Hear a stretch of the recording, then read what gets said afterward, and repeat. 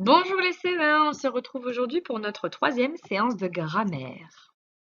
Pour cela, je vais avoir besoin que tu prennes ton cahier du jour, un stylo bleu, un stylo rouge, un stylo vert et que tu gardes précautionneusement à côté de toi ton petit cahier de leçons à 4 onglets.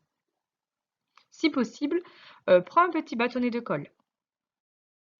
Alors, dans le cahier du jour, je vais avoir besoin que tu viennes à la suite de l'orthographe noter grammaire, que tu souligneras proprement en rouge. Et pour ça, pardon, on compte 1, 2, 3, 4 petits carreaux. Pas besoin de réécrire la date puisqu'on l'a déjà marqué une première fois pour l'orthographe. Tu peux par contre sauter une ligne sous l'exercice que tu as fait en orthographe pour que ça ne soit pas tout collé. Écrire grammaire et te tenir prêt. La dernière fois, nous avions travaillé sur quelque chose dans les phrases. En grammaire, nous avons vu avant le confinement le verbe, son rôle dans la phrase et comment savoir l'identifier à la forme infinitive et à la forme conjuguée.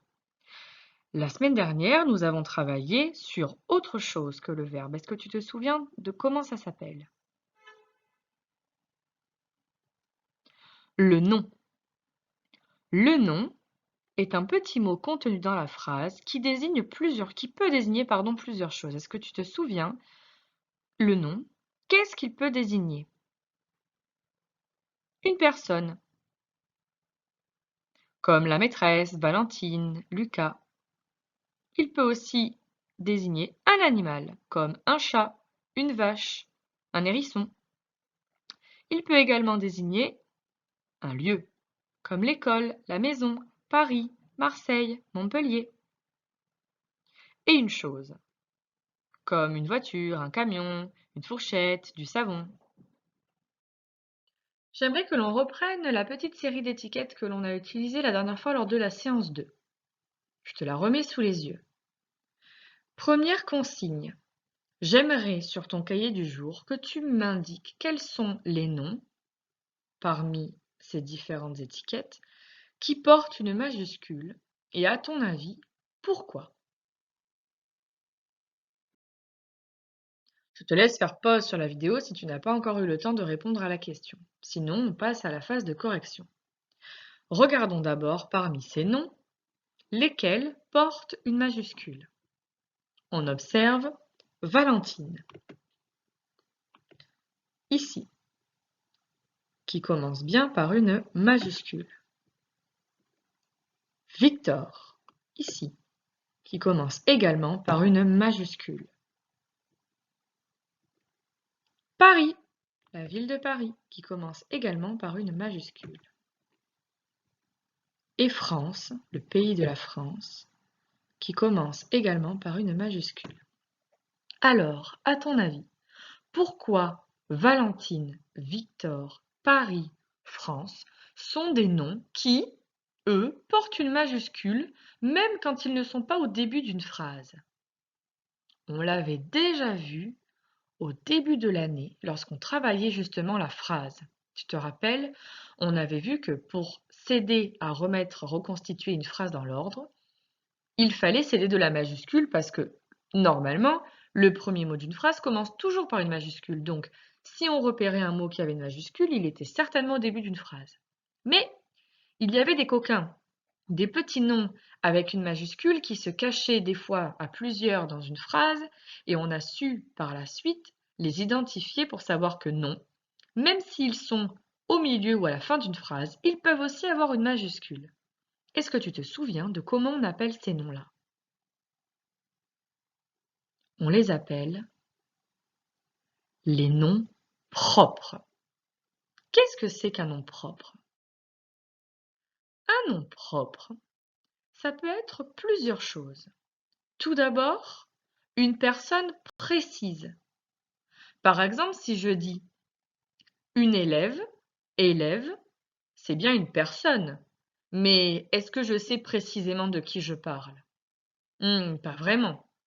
Si je dis Luna, ah là, ce n'est pas n'importe quel élève. Il s'agit de Luna. Le prénom de Luna a bien une majuscule. Il peut donc s'agir d'un prénom. Pareil, si je dis « Monsieur Vérès, venez au tableau ». Vérès, c'est quoi? C'est le nom de famille. Il ne s'agit pas de n'importe quel Jules dont je parle. Il s'agit de Jules Vérès. Jules, le prénom, Vérès, le nom de famille. Tous les deux auront une majuscule. Par exemple, notre école s'appelle Jean d'Ormesson. On a bien une majuscule au prénom de Jean et ainsi qu'à son nom de famille. Ça peut être autre chose, un nom propre. Ça peut être aussi un village ou une ville. Par exemple, si je dis « La maîtresse s'est rendue dans la ville voisine », eh bien, ville, c'est un nom commun puisque ça désigne bien un lieu, mais on ne sait pas exactement laquelle. Alors que si je dis « La maîtresse s'est rendue à Montpellier » ou « La maîtresse est allée à Saint-Jean-de-Védas », là, ce n'est plus pareil. On sait qu'il s'agit de Montpellier ou de Saint-Jean-de-Védas. Ce sont des villes ou des villages précis. Saint-Jean-de-Védas est une ville composée. Saint-Jean-de-Védas. C'est pour ça qu'il y a 3 majuscules.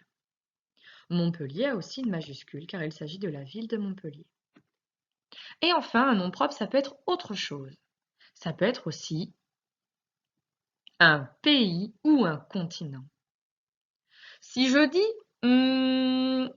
Sohan s'est rendu et parti en voyage dans le pays voisin. On ne sait pas exactement de quel pays il s'agit. Ou si je dis Oscar est parti voyager et gambader dans un pays chaud. Ça peut être n'importe quel pays où il fait chaud. Alors que si je dis Sohan a voyagé dans le pays voisin, l'Italie. Ah, c'est pas n'importe lequel, parce que des pays voisins, on en a plusieurs. La Belgique, le Luxembourg, la Suisse, l'Italie, l'Espagne. Là, on sait qu'il s'agit de l'Italie. Oscar a gambadé et baladé dans un pays chaud. Il peut s'agir de Madagascar, du Kenya, du Brésil, du Cambodge. Ici, par exemple, le pays de la France porte une majuscule. Et le continent de l'Europe porte également une majuscule.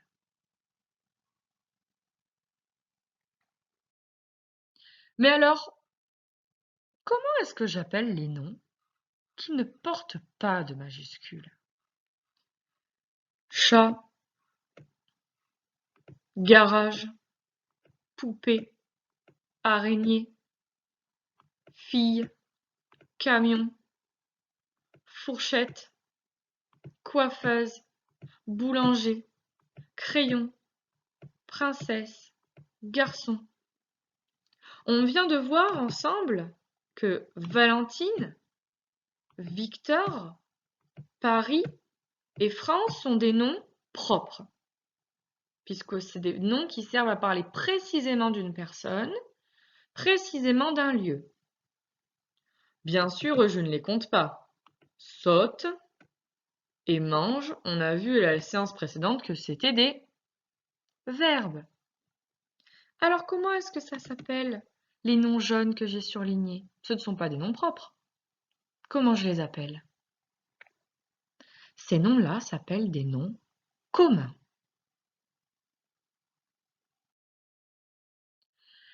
Petit exercice. J'aimerais que tu réécrives cette phrase sur ton cahier du jour. D'abord, on écrit la consigne. Consigne dans cette phrase, souligner tous les noms.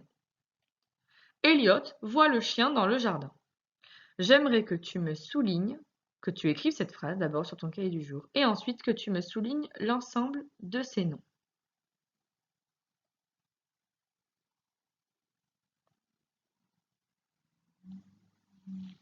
Tu as terminé? Hop, je me munis de mon stylo. Elliot, est-ce que c'est un nom? Oui, puisque ça désigne une personne. Est-ce un nom commun ou un nom propre? C'est un nom propre, puisqu'on ne parle pas de n'importe quel petit garçon, on parle d'Elliot. Il a une majuscule et parce que c'est un nom propre et parce que c'est le début de la phrase. Voit. Non, ici il s'agit du verbe voir. Le Non, ici, il s'agit du déterminant, qu'on verra la semaine prochaine d'ailleurs. Chien. Oui, chien est un nom. Mais est-ce un nom commun ou un nom propre? Un nom commun. On ne sait pas exactement de quel chien il s'agit. Donc on dit que c'est un nom commun. Dans petit moins variable, ce n'est pas un nom. Le petit déterminant, ce n'est pas un nom non plus. Jardin, c'est un nom. Mais est-ce un nom propre ou un nom commun? Un nom commun, car il s'agit bien d'un lieu, mais nous n'avons aucune idée de quel jardin il s'agit. J'aimerais maintenant que tu prennes la leçon sur le nom que j'ai glissé dans le dossier que j'ai remis certainement à tes parents, que tu prennes le temps de le lire avec moi et ensuite que l'on puisse regarder ensemble la leçon. Cette leçon est une leçon de grammaire, donc j'aimerais que tu la colles dans l'onglet grammaire. C'est la leçon G6. La leçon le nom. Regardons ensemble. Les noms servent à désigner, comme on a vu, soit une personne, par exemple un enfant, enfant est le nom. Une chose, par exemple maison, maison est le nom. Un animal, par exemple écureuil. Un lieu, par exemple France. Il y a deux sortes de noms, on les a vus ensemble tout à l'heure. Tout d'abord, ce qu'on appelle les noms communs. On peut mettre devant un, une, des, les, ce, cette, les petits déterminants. Par exemple, un enfant, le ballon, ses jouets, l'avion. On ne peut pas dire le Lucas, un Louane, des Jules, ce Noam, cette Valentine,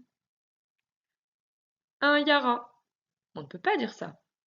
Pourquoi? Parce que ces noms-là, ce sont des noms propres, qui peuvent être des prénoms, des noms de famille, des noms de ville ou encore de pays. Et on a même vu qu'il s'agissait aussi des fois de continents. Ils commencent toujours par une majuscule. Toujours. Peu importe où est-ce qu'ils sont placés dans la phrase. Par exemple, Quentin, Julie, Paris, Gijan, France. Par exemple, dans la phrase « c'est un garçon », hop, petit déterminant, on voit bien qu'ici, garçon est un nom commun. Il s'appelle Jérémy, nom propre. Et tu as vu que même en étant à la fin de la phrase, Jérémy a une majuscule. Voici donc le bilan de notre séquence sur le nom. J'aimerais que tu colles la leçon dans le cahier et je te demanderai de la prendre pour la semaine prochaine. Passons maintenant aux petits exercices pour vérifier que tu aies bien compris.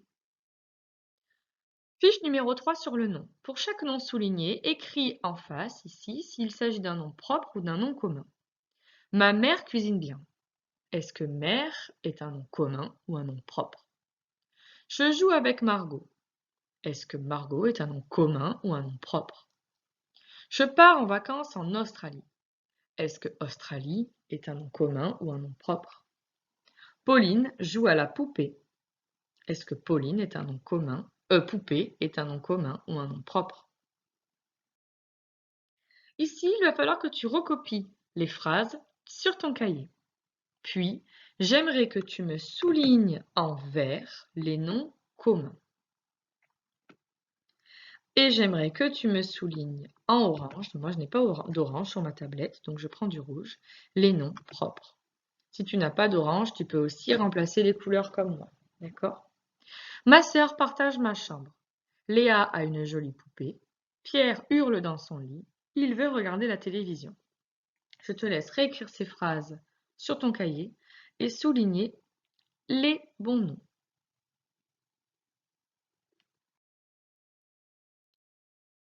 Troisième exercice, relie chaque nom commun au nom propre qui lui revient. J'explique. Margot, est-ce que c'est une ville, un prénom, une mer ou un pays? Margot, c'est un prénom. Donc je vais venir relier Margot proprement à la règle à prénom. Tu as compris? C'est parti.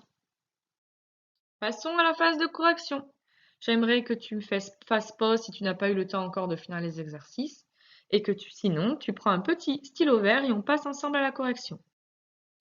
Ici, il fallait pour chaque nom souligné écrire s'il s'agissait d'un nom propre ou d'un nom commun. Ma mère cuisine bien. Mère, ici, c'est un nom commun, car ça désigne une personne. Je suis d'accord, tu me dirais peut-être ma mère, mais on se dit que c'est une personne précise, donc pourquoi est-ce que ce n'est pas un nom propre? Eh bien, puisque ma mère cuisine bien, on ne sait pas exactement qui parle, donc on ne sait pas exactement de quelle maman il s'agit. Et en plus, il n'a pas de majuscule. Je joue avec Margot. Margot était un nom propre, car c'est un prénom. Il ne s'agit pas de n'importe qui, on ne joue pas avec n'importe qui. Ici, je joue avec Margot. Je pars en Australie. Il s'agissait d'un nom propre, car Australie est un pays et un pays précis. Je ne pars pas en vacances n'importe où, je pars en Australie. Pauline joue à la poupée. Poupée est un nom commun, car on ne sait pas exactement avec quelle poupée elle joue, et il s'agit bien d'une chose. Si tout est juste, je te laisse prendre ton stylo vert et faire une petite encoche en face de chaque case. Sinon, je te laisse te corriger. Ici, il fallait recopier les phrases dans le cahier du jour, puis souligner, je te rappelle, hop, je reprends mes stylos, vert les noms communs, et en orange, mais moi je n'en ai pas, les noms propres. Ma sœur partage ma chambre. Il y a deux noms dans cette phrase. Ma sœur est un nom commun. Ni majuscule, ça parle bien d'une personne, mais on ne sait pas exactement de quelle sœur il s'agit. Partage, le verbe. Ma, déterminant.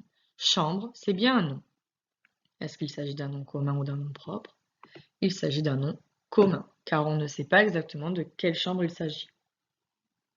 Léa a une jolie poupée. Il y a deux noms dans cette phrase. Léa, c'est bien un nom. Nom propre ou nom commun?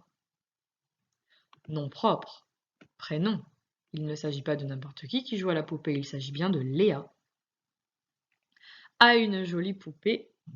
A, le verbe, une, déterminant, jolie, c'est l'adjectif, poupée, c'est bien le nom. Est-ce qu'il s'agit d'un nom commun ou d'un nom propre? Il s'agit d'un nom commun, car il s'agit bien d'une chose, c'est une poupée, mais on ne sait pas de quelle poupée il s'agit exactement. Troisième phrase, Pierre hurle dans son lit. Il y a deux noms dans cette phrase, sauras-tu les trouver? Pierre est un nom, et c'est un nom propre. Il s'agit d'un prénom. Ce n'est pas n'importe qui hurle, c'est Pierre. Hurle, c'est le verbe. Dans, c'est une préposition.